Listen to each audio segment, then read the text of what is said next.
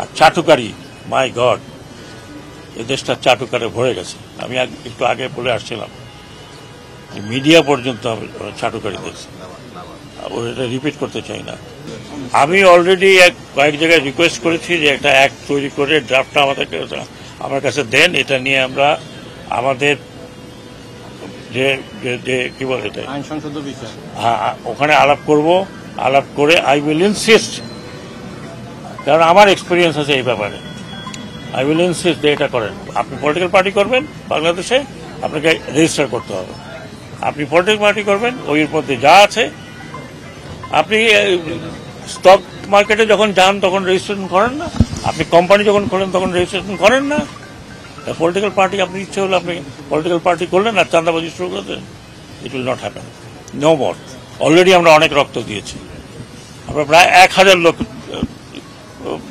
রক্ত দিয়েছি, পুলিশের রক্ত দিয়েছে। You have to pay for the price. আর চাটুকারি, মাই গড, এই দেশটা চাটুকারে ভরে গেছে। আমি একটু আগে বলে আসছিলাম মিডিয়া পর্যন্ত চাটুকারি দেখছি, এটা রিপিট করতে চাই না। আর এই দেশ আপনাদের মিডিয়ার দেশ। আপনারা যদি আপনাদের যে কর্তব্য সেটাকে যদি আপনারা যদি ইউজ না করেন, কর্তব্যটা যদি ঠিকমতো পালন না করেন, ভাই আমাদের পক্ষে মুষ্টিমেয় লোকের পক্ষে দেশ পরিচালনা করা সম্ভব না। আমি এখন যাব, যদি আপনার পারমিশন। আপনি রাজনৈতিক দলের কথা বললেন, তো বিগত যে সরকার ছিল তারা যাওয়ার আগে একটা দলকে এবং তার অঙ্গ সংগঠন নিষিদ্ধ করেছিল, সেটা পলিটিক্যাল বিষয়, সেটা আলোচনা হবে। স্যার একটা জিনিস বিষয় স্যার, আপনি কোনটা? গণভবন 32 নম্বর। যে কোনো ডিস্ট্রাকশন ইজ ব্যাড, যে সেটা যাই হোক, এগুলো রাষ্ট্রীয় সম্পদ, এগুলো কোনো ব্যক্তিগত সম্পদ না, এটা রাষ্ট্রীয় সম্পদ। এটা এটা এটা আমি নিন্দা করি যারা করেছে। আমি আশা করব আমাদের স্টুডেন্টরা যারা আছে এখনো রাস্তায়, they will not allow to do it. এটা এটা এটা কারো ব্যক্তিগত সম্পদ না, এটা রাষ্ট্রীয় সম্পদ। বহু টাকা খরচ হয়েছে এর পিছনে। আমি এইটাকে কন্ডেম করি, ইটস নট কারেক্ট। এবং আমরা করতে পারলাম না, বিকজ ইট ওয়াজ একটা সারা বিশ্বে যখন গণ অভ্যুত্থান হয়, গণ অভ্যুত্থান কোনো সীমাবদ্ধতা, কোনো ডিসিপ্লিনের মধ্যে হয় না। এটা শুধু বাংলাদেশে না, আপনারা কিছুদিন আগে একটা দেশে দেখেছেন, আপনার মিডল ইস্টে আরব বসন্ত দেখেছেন, আমরা এই কি বলে রাশিয়ান কতগুলো কান্ট্রির ভিতরে দেখেছি, আমরা রাশিয়াতে দেখেছি। এটা হয়, কিন্তু আমাদের মতো দেশে, গরিব দেশ, অত্যন্ত গরিব দেশ, এই গরিব দেশের মধ্যে এত আমরা খুব উঁচু উঁচু দেখাচ্ছি, আমরা হিয়া। এখন আপনি দেখেন যে 2টা মেট্রো রেল স্টেশন ভাঙা হয়েছে, এখন মেট্রো রেল চলছে না।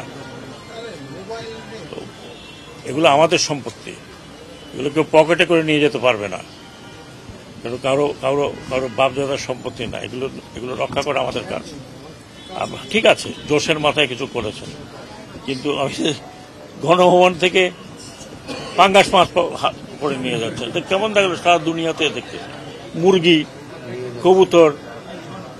আমরা তো আমরা সোফা সেট, ওগুলো বোধহয় আমার ফেরত আসছে। সারা দেশে সংখ্যালঘুদের উপর আক্রমণ হচ্ছে, একটা অভিযোগ আছে, আপনি এটাও আমি বলেছি যে এটা প্রত্যেকটি নাগরিকের কর্তব্য টু সি যে মাইনরিটি, বা আমরা যাদেরকে মাইনরিটি বলি, সংখ্যালঘু সম্প্রদায়ের গায়ে হাত যেন না পড়ে। মেজরিটি যারা আছে, যারা মেজরিটি রিলিজিয়ন, এটা তাদের একান্ত পবিত্র কর্তব্য। আপনারা যদি না করেন, এই মসজিদে গিয়ে সারাক্ষণ নামাজ পড়েন, এটার হিসাব আপনাকেও দিতে হবে যে আপনি কেন প্রোটেক্ট করতে পারলেন না যারা আপনার কাছে প্রোটেকশন চেয়েছে। এটা আমাদের ধর্মেই আছে যে আপনি প্রোটেক্ট করবেন, বিং মেজরিটি। সেটা না করে যদি এটা করেন, এটা মৌলানা সাহেবদের জিজ্ঞেস করেন। আমি আশা করি আমার মাইনরিটি ভাই, আমি মাপ চাই আপনাদের হাতে, মাপ। কারণ একটা বিশৃঙ্খলার মধ্যে দিয়ে আমরা এখনো যাচ্ছি। আমরা আপনাদেরকে কিছু কিছু জায়গায়, বাট অনেক জায়গায় শুনেছি যে সোসাইটি প্রোটেক্ট করেছে। আমি ক্ষমা চাচ্ছি যে পুলিশ, র্যাব, অন্যান্য বাহিনীগুলো যাদের আমি এমপ্লয় করতে পারতাম, তাদের অবস্থা এখনো ভালো না, তবে ফিরে আসবে। আমি আমাদের বৃহত্তর সোসাইটিকে অনুরোধ করব যে আপনারা আপনাদের ভাই, তারা একসাথে বড় হয়েছেন, একসাথে খাওয়া দাওয়া করেছেন, তাদেরকে রক্ষা করতে হবে আপনার, শুধু উনাদেরকে না, যে কোনো নিপীড়িত লোককে রক্ষা করবেন। ধন্যবাদ।